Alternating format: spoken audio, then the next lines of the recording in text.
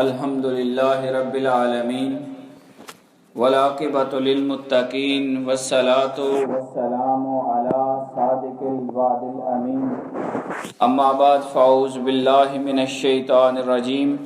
بسم اللہ الرحمن الرحیم زین للذین کفروا الحیاۃ الدنیا ویسخرون من الذین آمنوا والذین اتقوا فوقهم یوم القیامہ واللہ یرزق من یشاء بغیر حساب صدق اللہ العظیم ان اللہ وملائکتہ یصلون علی النبی یا ایہا الذین آمنوا صلوا علیہ وسلموا تسلیما اللہم صلی علی سیدنا و مولانا محمد وعلى آل سیدنا و مولانا محمد وبارک وسلم وصلی علیہ۔ اللہ رب العزت کی توفیق اور عنایت سے آج انشاءاللہ تعالی ہمارا موضوع سورہ بقرہ آیت نمبر 212۔ اللہ کریم ارشاد فرماتا ہے زُيِّنَ لِلَّذِينَ كَفَرُوا الْحَيَاةُ الدُّنْيَا، کافروں کے لیے دنیا کی زندگی کو خوب آراستہ کر دیا گیا ہے۔ کافروں کے لیے دنیا کی زندگی کو مزین کر دیا گیا ہے اور دنیا کی زندگی پر وہ فریفتہ ہیں کافر، اور حال یہ ہے وَيَسْخَرُونَ مِنَ الَّذِينَ آمَنُوا، اور وہ کافر جو دنیا پر مر مٹے ہیں اور دنیا کے پیچھے چل پڑے ہیں، وہ کیا کرتے ہیں؟ یسخرون، وہ مذاق اڑاتے ہیں من الذین آمنوا، ایمان والوں کا۔ وہ دنیا دار جو دنیا کی خاطر اپنی جان دے رہے ہیں اور دنیا اور مال دنیا کی طرف لگے ہوئے ہیں اور ان کا دن رات مال جمع کرنے اور اپنی دنیا کو سنوارنے میں لگا ہوا ہے، جب وہ مالدار بن گئے تو اللہ فرماتا ہے کہ یہ ان کا حال بن جاتا ہے وہ اہل ایمان کے ساتھ، من الذین آمنوا، ایمان والوں کے ساتھ، یسخرون، وہ مذاق اڑاتے ہیں، والذین اتقوا، اللہ فرماتا ہے کہ یہ جو ایمان والے تقوی والے ہیں، والذین اتقوا، اور وہ جنہوں نے تقوی کی راہ اختیار کر لی ہے، متقی بن گئے ہیں، اللہ کی یاد والے بن گئے ہیں، اللہ سے ڈرنے والے بن گئے ہیں اور اللہ کے لیے اللہ کی رضا کے مطابق زندگی گزارنے والے بن گئے ہیں، والذین اتقوا، اور جنہوں نے تقوی اختیار کیا، اور یہ کافر جن کا مذاق اڑاتے ہیں، فوقہم یوم القیامہ، قیامت والے دن یہ اہل ایمان جو صبر پر چلنے والے، ایمان کی راہ پر چلنے والے، لالچ سے بچنے والے، اپنے رب کی رضا کے مطابق زندگی گزارنے کی کوشش کرنے والے اور خدا سے ڈرتے ڈرتے اللہ کے احکام پر عمل کرتے ہیں، فرمایا قیامت والے دن یہ ان سے اوپر ہوں گے۔ ایمان والوں کا درجہ، تقوی والوں کا مقام اللہ کے ہاں یہ ان کے اوپر ہوگا۔ واللہ یرزق من یشاء بغیر حساب، اور اللہ بے حساب روزی عطا کرتا ہے۔ فرمایا دنیا میں بھی بے انتہا دولت دیتا ہے اور آخرت میں بھی بے حساب رحمتیں فرمانے والا ہے۔ واللہ یرزق من یشاء، اللہ جسے چاہتا ہے، اللہ جس سے خوش ہوتا ہے، اللہ جسے چاہتا ہے اسے بے حساب نوازتا ہے، بے حساب عطا کرتا ہے۔ حاضرین گرامی، یہ آیت ہم نے سن لی، اللہ کریم نے یہاں اہل ایمان اور کافروں کا تقابل کرتے ہوئے ہمیں یہ بات سمجھائی کہ ایمان والے دنیا میں زندگی کیسے گزارتے ہیں اور کافر زندگی کیسے گزارتا ہے۔ یہ دو طرح سے اللہ پاک نے ہمیں سمجھایا۔ اب یہاں فرمایا زُيِّنَ لِلَّذِينَ كَفَرُوا، کافروں کے لیے الحیات الدنیا، دنیا کی زندگی وہ مزین کر دی گئی ہے، اس کے اندر خوشنمائی بنا دیا گیا ہے، اس کو خوشنما بنا دیا گیا ہے، اور اس کے اندر طرح طرح سے اٹریکشنز رکھ دی گئی ہیں۔ اب جو کافر ہوتا ہے وہ دنیا اور مال دنیا اور دنیا کی چیزوں کی طرف دوڑتا ہے، اور اس کے اندر دنیا کی طلب پائی جاتی ہے، وہ مال دنیا جمع کرنا چاہتا ہے، وہ دنیا کے اندر لگا رہتا ہے، وہ اپنی دنیا سنوارتا رہتا ہے۔ فرمایا کافر کا یہ حال ہے۔ کافر کا عالم کیا ہوتا ہے کہ وہ اپنے وقت کو بہتر کرتا ہے، اپنی ذات کو بہتر کرتا ہے، اور اپنے مال اور جائیداد اور نام اور نسب اور ہر وہ چیز جس کا تعلق دنیا اور دنیا کی زندگی سے ہوتا ہے اس کو بہتر بنانے میں لگا رہتا ہے۔ ہر وقت ساری زندگی اس کی دیکھیں تو دنیا بہتر کرنے میں لگی ہوتی ہے۔ اگر اس کی زندگی کو غور سے دیکھیں تو آپ کو اس کی زندگی کا کچھ حصہ بھی اللہ کی یاد کے لیے نہیں گزرتا، اس کا وقت ہی نہیں ملتا خدا کی یاد کے لیے۔ وہ اپنے روح کو سنوارنے کے لیے، اپنے آپ کو پاک کرنے کے لیے، خدا کے احکام پر عمل کرنے کے لیے وہ وقت ہی نہیں نکال سکتا۔ وہ لگا رہتا ہے اپنا مال بنانے میں، لگا رہتا ہے اپنا نام بنانے میں، اور لگا رہتا ہے اس دنیا کی چیزوں کو اکٹھا کرنے میں۔ یہاں مفسرین بیان فرماتے ہیں کہ اللہ پاک نے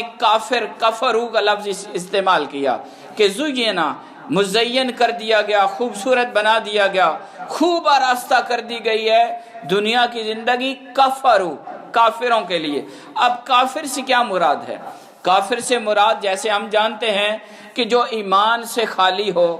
اللہ اور اس کے رسول سے اس کا تعلق نہ ہو، نہ خدا کو مانے نہ رسول کو مانے، دین اور شریعت کا انکار کرنے والا، جیسے ہمارے ہاں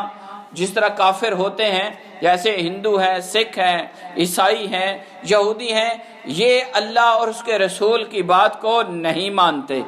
اللہ کا انکار کرتے ہیں، ایمان کا انکار کرتے ہیں۔ جو معیار، جو ایمان اسلام نے دیا ہے، اسلام کا جو معیار ہے ایمان کا اور جو طریقہ ہے اس کے اوپر یہ لوگ عمل نہیں کرتے، ہم ان کو کافر کہتے ہیں۔ یہ کافر ہیں جی، انکار کرنے والے ہیں۔ کس کا؟ اللہ کا اور رسول اللہ کا اور دین اور شریعت کا۔ دین اور شریعت کا انکار کرے، اللہ اور اس کے رسول کو نہ مانے،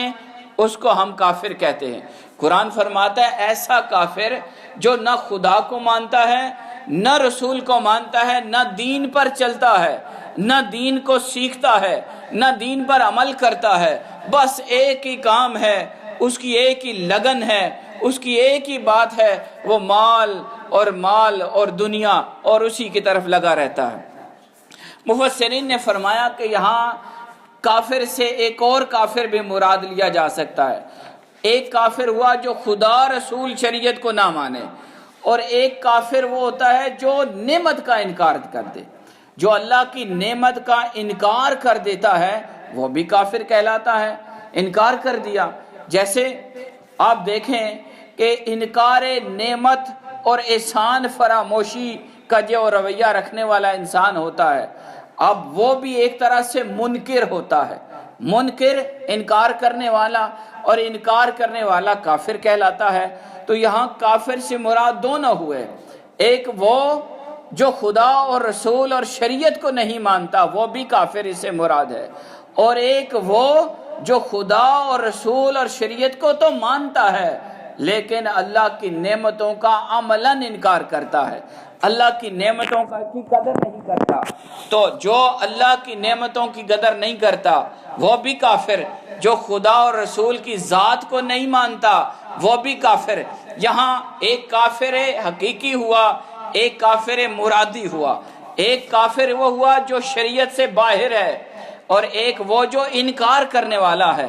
اب دیکھیں جو اللہ نے نعمتیں عطا کی ہیں، ہمیں اللہ نے جو نعمتیں عطا کی ہیں، مال بھی اللہ کی نعمت ہے، اولاد بھی اللہ کی نعمت ہے، یہ دنیا کی جو ضرورتیں اللہ نے ہمیں دی ہیں جن سے ہم لطف اندوز ہوتے ہیں، نفع لیتے ہیں، گھر دیا ہے، گاڑی دی ہے، اور رشتہ دار دیے ہیں، ماں باپ دیے ہیں، یہ جتنی بھی قسمیں ہیں یہ ساری نعمتوں کی ہیں۔ اور ان نعمتوں میں سب سے بڑی نعمت وہ ہدایت کی نعمت ہے۔ اللہ نے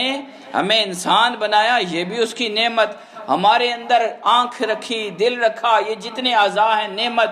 اور سب سے بڑھ کر جو اللہ نے ہمارے اوپر احسان عظیم کیا، جو بڑی نعمت ہے وہ ہدایت کی نعمت ہے، اللہ نے وہ بھی ہمیں عطا کی۔ لیکن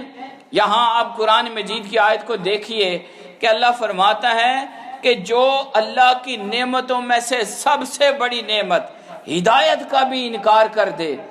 اور عملاً ہدایت کی بات کی طرف نہ جائے، خدا اور رسول کے حکم کی طرف نہ آئے، قرآن اور شریعت کو چھوڑ دے،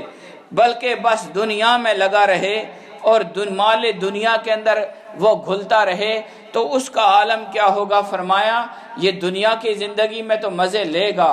اور پھر اس کی کیفیت فرمائی کہ کیا یہ جب مال آ جاتا ہے انسان میں تو پھر کیا ہوتا ہے؟ فرمایا وہ جو کمزور لوگ ہوتے ہیں، جن کے پاس ظاہری حیثیت کم ہوتی ہے مال کی، پھر وہ مالدار بندہ اپنے مال پر اتراتا ہے، اپنے مال پر فخر کرتا ہے، اپنے نام پر فخر کرتا ہے، اپنی زمینوں پر فخر کرتا ہے، اور اللہ نے جو ظاہراً اس کو آزمائش کے طور پر یہ جو نعمتیں دی ہوتی ہیں ان پر وہ فخر کرتے ہوئے ایمان والوں کا مذاق اڑاتا ہے، انہیں کمتر سمجھتا ہے اور انہیں حقیر جانتا ہے۔ فرمایا یہ تو دنیا ہے، یہ تو عارضی جگہ ہے، یہ تو فانی نعمتیں ہیں، یہ جو کچھ مال دولت دنیا اور ما فیہا، دنیا اور اس کے اندر جو کچھ بھی ہے یہ زائلہ ہے، یہ فانیہ ہے، یہ ختم ہونے والا ہے، قیامت والا دن بھی آئے گا۔ اللہ فرماتا ہے والذین اتقوا، یہ جو تقوی والے ہیں، یہ جو ایمان والے ہیں، یہ جو اللہ سے ڈرنے والے ہیں، یہ جو اللہ کی ذات کی رضا کی خاطر اللہ کی بارگاہ میں حلال پر قناعت کرنے والے ہیں، یہ لالچ سے بچنے والے ہیں، یہ صبر پر چلنے والے ہیں، یہ مال اور دنیا سے نفرت کرتے ہیں اور اس کی طرف رغبت کم کرتے ہیں، بس جتنا ضرورت ہو اسی کی طرف دھیان دیا، باقی خدا کی رضا کو مقدم جانتے ہیں۔ فرمایا قیامت والے دن اللہ ان کو عزتوں کا تاج عطا کرے گا۔ والذین اتقوا، یہ جو تقوی والے، یہ جو ایمان والے، یہ جو اللہ سے ڈرنے والے، یہ جو لالچ سے بچنے والے، مال اور اس کی ہوس سے پیچھے رہنے والے، قیامت والے دن فوقہم، ان کو اللہ فوقیت عطا کر دے گا، بلند درجہ عطا کرے گا، عزتوں کا تاج عطا کرے گا۔ قیامت والے دن ان کو اللہ پاک صاحب عزت انسان بنا دے گا۔ قرآن مجید کی ان آیات کو پڑھتے ہوئے مجھے علامہ اقبال کا وہ شعر بھی یاد آتا ہے جو انہوں نے فرمایا کہ جو یہ دنیا کی زیب و زینت ہے اس کی طرف جو رغبت نہیں رکھتا اس کا وہ ایمان والا ہوتا ہے، اور جو رکھتا ہے، جو اس میں گم ہو جاتا ہے، یہ چیز ہی ایسی ہے، ہر ایک کو اچھی لگتی ہے، مال بھی اچھا لگتا ہے، جائیداد بھی اچھی لگتی ہے، عزت نام اچھا لگتا ہے، دنیا کی چیزیں ملتی جائیں، انسان اس کے اندر لگاتار گم ہوتا رہتا ہے۔ تو علامہ نے فرمایا کیا ہے تو نے متاع غرور کا سودا۔ قرآن مجید میں ایک آیت میں فرمایا گیا یہ دنیا کی زندگی دھوکے کا سودا ہے، اس کو انہوں نے اپنے شعر میں لکھا کیا ہے تو نے متاع غرور کا سودا۔ متاع غرور کا مطلب ختم ہونے والی، بے مقصد، بے فائدہ چیز، اس کا سودا کرنے والا تو بن گیا ہے۔ فرمایا فریب سود و زیاں لا الہ الا اللہ، کیا ہے تو نے متاع غرور کا سودا، فریب سود و زیاں لا الہ الا اللہ۔ یہ ایک فریب ہے جس کے اندر انسان اپنے آپ کو ڈال کے رکھتا ہے۔ آگے ہو جائیں۔ یہ ایک فریب ہے، ایک دھوکہ ہے کہ میں اتنا مالدار بن گیا، یہ ایک دھوکہ ہے کہ میرے پاس یہ چیز آ گئی، یہ ایک دھوکہ ہے کہ انسان اتنی بڑی زمینوں کا مالک بن گیا، اتنا بڑا عہدہ مل گیا۔ کہا کہ یہ بس نفع اور نقصان، فریب سود و زیاں، یہ کم اور زیادہ، یہ نفع اور نقصان، یہ فائدہ اور بے فائدہ، انسان گنتی کے چکر میں رہتا ہے، جبکہ حقیقت یہ نہیں، حقیقت لا الہ الا اللہ ہے۔ یہ مال و دولت دنیا، یہ رشتہ و پیوند، یہ جو دنیا کا مال ہے، یہ دنیا کی جو چیزیں ہیں، یہ مال و دولت دنیا، یہ رشتہ و پیوند، بتان وہم و گمان لا الہ الا اللہ۔ فرماتے ہیں کہ انسان کے لیے مال بڑا عزیز ہے، دولت بڑی عزیز ہے، رشتہ بڑا عزیز ہوتا ہے۔ انسان اپنی اولاد کی خاطر گناہ بھی کرتا ہے، ظلم بھی کرتا ہے، دوسروں کے ساتھ زیادتی کا طریقہ اختیار کر لیتا ہے۔ فرمایا یہ سب بتان وہم و گماں ہیں، یہ عارضی چیزیں ہیں، یہ صرف خیالی باتیں ہیں کہ میرے اتنے پتر ہیں، یہ صرف خالی خیالی باتیں ہیں کہ میں اتنی بڑی دولت کا مالک ہو گیا، میرے اکاؤنٹ میں اتنے پیسے پڑے ہوئے ہیں۔ بس یہ صرف اپنے دل کو مطمئن کر لینا ہے۔ کوئی اگر مال اکٹھا کر کے اپنے اکاؤنٹ میں ڈال کے اور زمینوں کا مالک بن کر وہ خوش ہوتا رہے، یہ اس کی دھوکے کی بات ہے، یہ اس کی عارضی اور فانی بات پر خوش ہونا ہے جو اس کے ہاتھ میں نہیں رہے گی، جس کا وہ مالک نہیں رہے گا۔ اور ایک اہل اللہ ہوتے ہیں، اللہ والے ہوتے ہیں، ایمان والے ہوتے ہیں، تقوی والے ہوتے ہیں، وہ اللہ کی یاد پر مطمئن ہوتے ہیں، اللہ کی رضا پر مطمئن ہوتے ہیں، اللہ کی دین پر مطمئن ہوتے ہیں، اور ان کو یہ خیال ہوتا ہے کہ اگر مال ہے تو کیا، نہیں ہے تو کیا، یہ دنیا تو چھوڑ کے جانا ہے، اور اس کے اندر جو کچھ بھی ہے وہ سب ضائع ہو جائے گا، زائل ہو جائے گا، پیچھے رہ جائے گا، میں اس کا مالک نہیں رہوں گا۔ قرآن فرماتا ہے کہ انسان ہے اس کے اندر لالچ کا عنصر پایا جاتا ہے۔ الہاکم التکاثر، تمہیں تکاثر نے، کثرت کی طلب نے، مال زیادہ کرنے کی طلب نے، اپنے آپ کو بڑا بنانے کی طلب نے، دنیا کی چیزوں کو اکٹھا کرنے کی طلب نے ہلاک کر دیا۔ الہاکم التکاثر، تم ہلاک ہو گئے تکاثر کی وجہ سے، زیادہ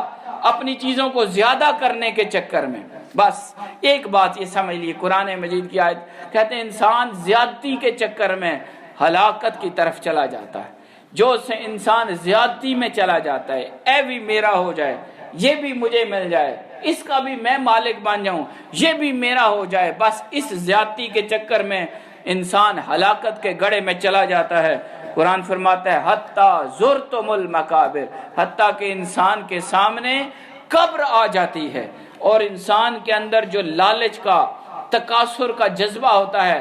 اپنے اعمال کو بڑھانے کا جذبہ ہوتا ہے، اور انسان اس لالچ کے اندر جو پڑا ہوتا ہے وہ اس کے قبر تک اس کا پیچھا نہیں چھوڑتا، انسان اسی کے اندر لگا رہتا ہے۔ اور قرآن فرماتا ہے ایسے نو دولتیے کے لیے جو دولت کے پیچھے لگ کر خدا کو بلا دیتا ہے، جو مال کو بڑھانے کے چکر میں اللہ کی یاد سے غافل ہو جاتا ہے اور دولت اور مال اور اسی کی طرف لگا رہتا ہے، قرآن فرماتا ہے کہ یہ ساری وہ چیزیں ہیں کہ جب انسان کے پاس آتی ہیں تو اس کی ذہنی خرابی کا باعث بھی بنتی ہے۔ یہ ایک طرح سے قرآن ایسے دولت مندوں کی سائیکالوجی کو بیان کرتا ہے کہ جب انسان کے پاس دولت اور مال اور جائیداد اور نعمتیں ظاہری آتی ہیں تو اس کا ذہن کیسے بدلتا ہے، اس کی سوچ کے اندر کیا تبدیلی آتی ہے، اس کی فکر بدل جاتی ہے، اس کا اٹھنا بیٹھنا چینج ہو جاتا ہے، اس کا سوچنے کا انداز بدل جاتا ہے، اس کی خوشیوں اور غم کے طریقے بدل جاتے ہیں، اس کا اپنے رشتہ داروں کے ساتھ تعلقات وہ بدل جاتے ہیں۔ جیسے کہ آپ لوگ جانتے ہیں کہ جو مالدار ہوتا ہے سارے اس کے رشتہ دار بن جاتے ہیں، اور جو غریب ہوتا ہے سارے رشتے اس سے ٹوٹ جاتے ہیں۔ تو یہ تبدیلی آتی ہے۔ قرآن کہتا ہے کہ جب مال آتا ہے تو اس کے اندر جو ذہنی تبدیلی آتی ہے اور فکری چینج جو آتی ہے وہ یہ آتی ہے، وہ یسخرون، وہ مذاق کرنے لگتا ہے، من الذین آمنوا، ایمان والوں کا، ایمان والوں کا وہ مذاق کرنے لگ پڑتا ہے، وہ ایمان والوں کو حقیر جاننے لگ پڑتا ہے، وہ ایمان والوں کو دنیا کے حساب سے اپنے آپ کو دیکھتے ہوئے کہ میرے پاس مال ہے، میں بڑا انسان بن گیا، میرا نام ہے، میری بڑی عزت ہے، میرا بڑا منصب ہے، میں بڑی زمینوں کا مالک بن گیا، میرے پاس یہ ہے وہ ہے۔ جب وہ یہ سوچتا ہے تو جس کے پاس یہ چیزیں ظاہراً نہیں ہوتی ان کو وہ کم تر جانتا ہے، حقیر جانتا ہے اور خود کو بڑا انسان سمجھتا ہے۔ قرآن فرماتا ہے وہ یسخرون، وہ مذاق کرتا ہے، وہ کہتا ہے اے مولویوں کے پتہ ہے دنیا نے گلان ہے جی، یہ سیاست ہے، مولویوں نے کام ہی نہیں ہے یہ سیاست، یہ مولویوں کی پتہ ہے یہ فلانی گل کس طرح ہے۔ تو اس کے سوچ میں یہ چینج آتی ہے. وہ کہتا ہے میں ہی اس قابل ہوں, میں ہی اس اہل ہوں کہ اس دنیا پر میری حکومت ہو, میرا نام ہو, میری عزت ہو, یہ منصب بھی میرے لائق ہے, میں اس سیٹ پر بیٹھنے کے قابل ہوں, اور یہ سارا کچھ یہ میرے لیے ہے. وہ خود کو یوں سمجھتا ہے. قرآن کہتا ہے وہ یسخرون, اس کا عمل, اس کی زبان, اس کا کردار, اس کا دیکھنا, اس کا بولنا, اس کا چلنا وہ غریبوں کے ساتھ حقارت جیسا ہوتا ہے. مجھے ایک حکایت یاد آ رہی ہے, وہ میں پوری شاید اس طرح سنا سکوں یا نہ, لیکن آپ کو سمجھا لوں گا کہ ایک شخص کے 2 بیٹے تھے. ایک ظاہری طور پر ترقی کرتے کرتے وزیر بن گیا, اور دوسرا جو ہے وہ نیک متقی صالح تھا. اس نے دین سیکھا اور دیندار بن کر اس نے ایک علم حاصل کیا اور خدمت دین کرنے لگ پڑا. ایک مجلس ایسی ہوئی جس میں دونوں بھائی بیٹھے تھے. ایک وہ جو وزیر صاحب تھے وہ بڑی سیٹ پر اوپر بیٹھا ہوا تھا,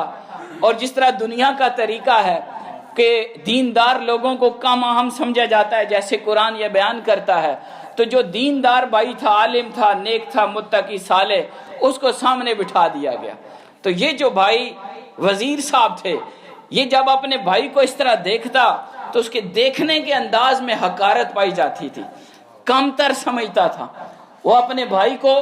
حقیر دیکھتا اور نظروں سے اس کو یہ کہہ رہا تھا, دیکھ میری کتنی عزت ہے اور تو کتنا کم تر ہے, اے مولوی رہ گیا میں وزیر بن گیا. اس طرح اس کی حقارت کا انداز تھا. تو یہ غالباً یہ حکایت شیخ سعدی رحمۃ اللہ علیہ نے اپنی کتاب گلستان سعدی میں لکھی ہے, میں مفہوم بیان کر رہا ہوں. تو جب یہ انداز اس کا دیکھنے کا, وہ جو اللہ کا نیک بندہ, عالم دین, متقی صالح, اللہ کا ولی تھا, جب اس نے بھائی کی نظر سے نظر ملائی تو آپ کو پتہ ہے کہ اہل اللہ کو اللہ پاک ظاہری اور باطنی چیزیں عطا کرتا ہے.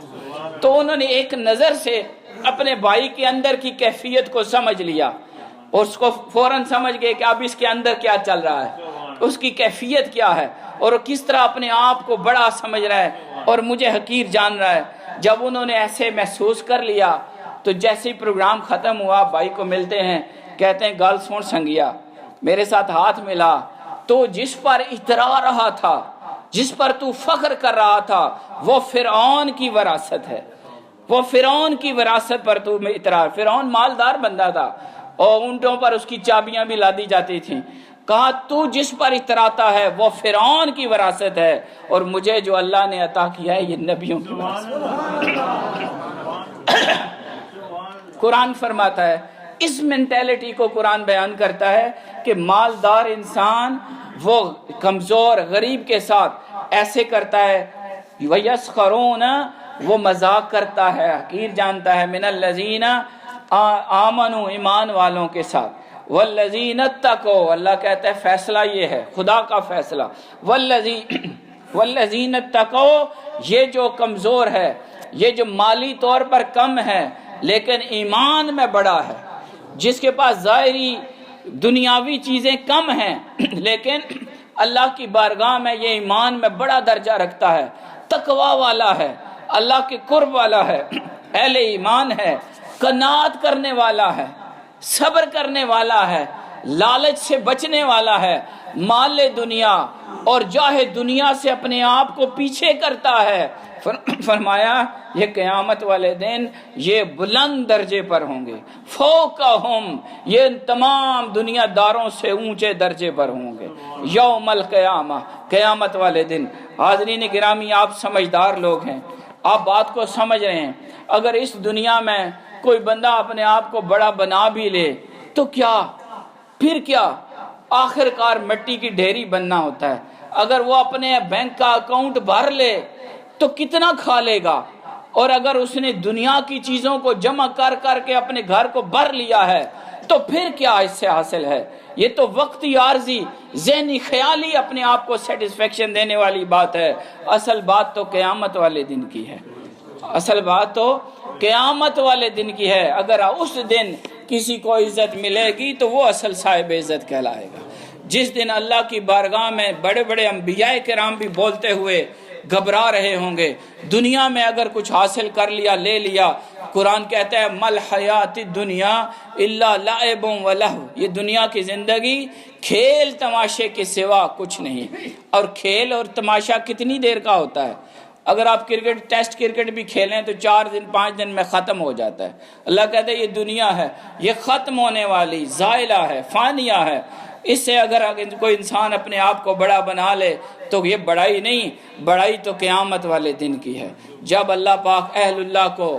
صوفیاء کو، انبیاء کو، اولیاء کو، اللہ کے نیک بندوں کو جب اللہ بلند درجے عطا کرے گا، جنہوں نے خود کو نفرتوں سے پاک رکھا ہوگا، لالچ سے پاک رکھا ہوگا، حسد سے پاک رکھا ہوگا، مخلوق خدا کی محبت کرنے والے، ان کی خدمت کرنے والے، درویشی اور صبر کے راستے پر چلنے والے، ایسے لوگوں کو اللہ قیامت والے دن عزتوں کا تاج عطا کرے گا۔ فرمایا یسخرون، یہ مذاق اڑاتے ہیں، کوئی بات نہیں ایمان والو، یہ تو دنیا ہے، ختم ہو جائے گی۔ والذین اتقوا، تقوی والو، ایمان والو، فوقہم، تمہیں اللہ بلند درجہ عطا کرے گا یوم القیامہ، قیامت والے دن، اور پھر پتہ چلے گا کہ اصل عزت والا کون ہے۔ اللہ آخر میں فرمایا واللہ یرزق من یشاء بغیر حساب، اللہ رزق دیتا ہے جسے چاہتا ہے بغیر حساب کے۔ اللہ جسے چاہتا ہے بغیر حساب کے رزق دیتا ہے، دیتے ہوئے حساب نہیں کرتا، لیتے ہوئے حساب کرتا ہے۔ بس ایک بات سمجھنی نہیں ہے، اللہ دیتا ہے کھول کے، خزانے کھول کے عطا کرتا ہے، لیکن قیامت والا دن اس نے رکھا ہی اسی لیے ہے، اور اس کا نام بھی یہی رکھا ہے، یوم الحساب، یوم الحساب۔ یہاں کیا فرمایا؟ واللہ یرزق، واللہ یرزق من یشاء بغیر حساب، دنیا میں حساب پہ غیر یہ دیتا ہے، بغیر حساب و کتاب کے دیتا ہے، کھل کے دیتا ہے، چھت پھاڑ کے دیتا ہے۔ اور فرمایا یہاں پر کوئی غلط فہمی کا شکار نہ ہو جائے کہ مال زیادہ آ گیا تو وہ اللہ کے نزدیک بڑا مقرب ہے، مال زیادہ آ گیا تو اللہ کے ہاں اس کا بڑا مرتبہ ہے۔ کہا نہیں، مال زیادہ ہو جانا، دنیا کٹھی کر لینا اور یہ چیزیں بنا لینا، یہ اللہ کے ہاں مقبول یا اللہ کی بارگاہ میں بلند درجہ ہونے کی نشانی نہیں، یہ تو حساب دینے والی بات ہے۔ دنیا میں اللہ دے دیتا ہے، لیکن قیامت جو ہے یوم الحساب ہے، اس دن حساب ہوگا۔ اس لیے مال زیادہ ہو جائے یہ بڑائی کی علامت نہیں، ایمان زیادہ ہو یہ بڑائی کی علامت، تقوی زیادہ ہو یہ بڑائی کی علامت ہے، اللہ کی یاد زیادہ کرنے والا ہو یہ عزت کی بات ہے۔ قرآن کی یہ فیصلہ ہمیں پتہ چل گیا کہ حقیقی رفعت اور بلندی دنیا کی نہیں ہے، وہ آخرت کی ہے، اور وہاں صرف اہل ایمان اور اہل تقوی کو یہ بلند مرتبہ اور عزتیں ملیں گی، اور اللہ ان کو اپنا خاص قرب عطا کرے گا۔ اللہ کی بارگاہ میں دعا ہے کہ مولا پاک ہمیں ایمان کے راستے پر چلنے کی توفیق عطا فرمائے، اور قرآن کی ان تعلیمات کو اپنانے کا جذبہ عطا فرمائے۔ وما علینا الا